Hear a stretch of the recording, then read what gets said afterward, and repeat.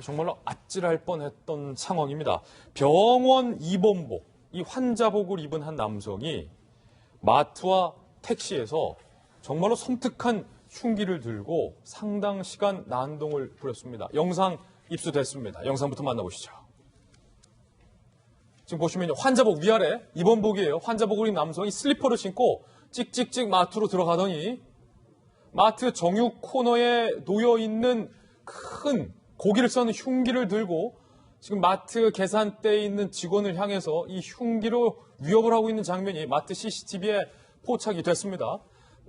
알 수 없는 행동을 합니다. 마트 계산대에 있는 전화기를 들던가 아니면 마트 계산원을 위협하고 나가더니 이 남성은 다시 택시로 가서 택시 안에서도 흉기로 난동을 부리다 경찰에 검거가 되는 장면인데요. 이 남성이 도대체 이렇게 입원복을 입고 저렇게 무서운 흉기로 왜 이 마트 계산원을 위협한 걸까요? 백지용 팀장님, 네. 도대체 이거 무슨 일입니까? 네, 38세 된 남성인데요. 부산 남부경찰서 관할에 지금 일어난 사건인데. 38세. 네. 근데 이분이 이제 여기 입원하게 된 건 교통사고를 당해서 입원했습니다. 교통사고를 당해서 입원을 했는데 갑자기 이게 시간이 새벽 2시 40분 경이거든요. 새벽이었어요? 예. CCTV상은 2시 43분으로 이제 경찰 조사 결과 나왔죠. 네. 그런데 이분이 나와가지고 이 마트에 들어갑니다. 그렇게 돼서 이제 정주경 코너에서 그 사용하는 도구를 훔쳐나왔는데 마트 직원을 위협을 하니까 마트 직원이 황급히 놀라서 도망을 가죠. 예. 이렇게 되니까 나와가지고 저 흉기를 들고 어디를 가냐면 70세 운전자가 택시 승객을 기다리고 있는데 그 택시에 승차를 합니다. 예. 그렇게 돼서 이제 위협을 합니다.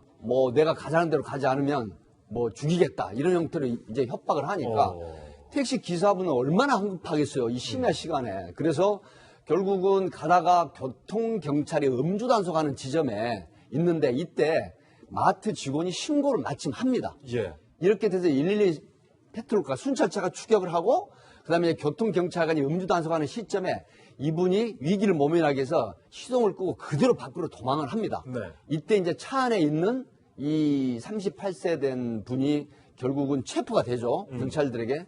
체포가 되는데 이분이 지금 경찰서, 남부경찰서 강력팀의 조사를 받으면서 하는 얘기가 굉장히 조현병 의심이 가는 부분이 뭐냐면 지금 내가 영화 찍고 있다.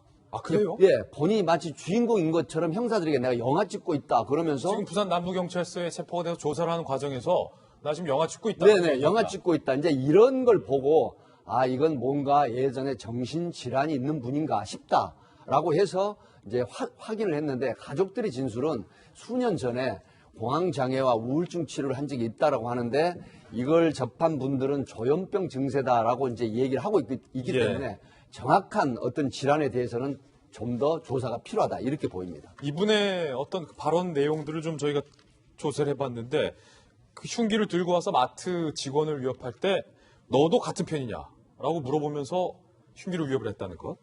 그리고 내 말대로 하지 않으면 죽인다라고 말을 했다는 것. 경찰 조사에서 난 영화를 찍고 있다라고 말한 것. 특히 병원에서도 소란을 피운 사실이 현재 취재가 됐는데 꿈속에서 나를 누군가 죽이려 한다라고 이야기를 했다면서요. 네, 이제 병원에서 사실 새벽 2시, 3시가 다 돼서 이제 이분이 사실은 병원을 허가 없이 탈출한 거나 마찬가지입니다. 그래요? 이제 나와버린 건데 결국 이분이 이제 이런 형태의 어떤 행위, 말 이런 부분들이 정상은 아니다 이런 판단이 들지만 한번 생각을 해보십시오. 우리나라 유병률이 보통 5,200만 국민 같으면 1% 정도 되기 때문에 50만 명의 이제 조현병 환자라든가 이런 분이 있는 걸로 지금 추정이 되고 있고요. 조사도 실제로 되고 있는데 치료를 하고 약을 제대로 드시면 복용을 하시면 전혀 문제가 없는데 다만 지금 최근에 일어난 조현병 사건 굉장히 많지 않습니까?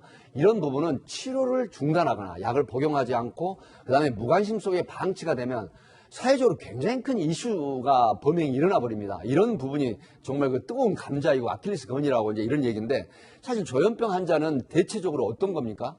예전에 말하면 정신분열증을 이제 조현병 환자로 일컫는데 가장 큰 게 뭐냐면 피해망상입니다. 예. 이 피해망상이 결국은 다른 사람을 향해서 끔찍한 범행을 저지르는 형태가 되기 때문에 이런 부분에 대한 대책도 사실 시급하다라고 하는데 대책이 거의 전무한 상태죠. 예, 물론 이 조현병은 약물 치료와 또 병원 치료를 지속한다면 전혀 뭐 문제가 되지 않고 일상생활에는 이상이 없다라는 것을 거듭해서 말씀드리는데 이 제때의 치료를 안 받거나 치료를 중단했을 경우에 간혹해서 이런 극단적인 범죄로 이어질 수 있다는 건데 큰 흉기를 들고 하마터면 큰일 날 뻔했는데 이 법적 처벌 여부는 어떻습니까? 일반적으로 이제 보통 협박을 하죠. 죽인다, 뭐 아니면 뭐 내가 하는 대로 하지 않으면 가만두지 않겠다. 그런데 협박인데 흉기를 들게 하면 특수 협박이 돼요. 특수 협박. 협박죄에 비해서는 형량이 높긴 하지만 지금 이 사람 같은 경우에는 본인이 전체적으로 보면 처음에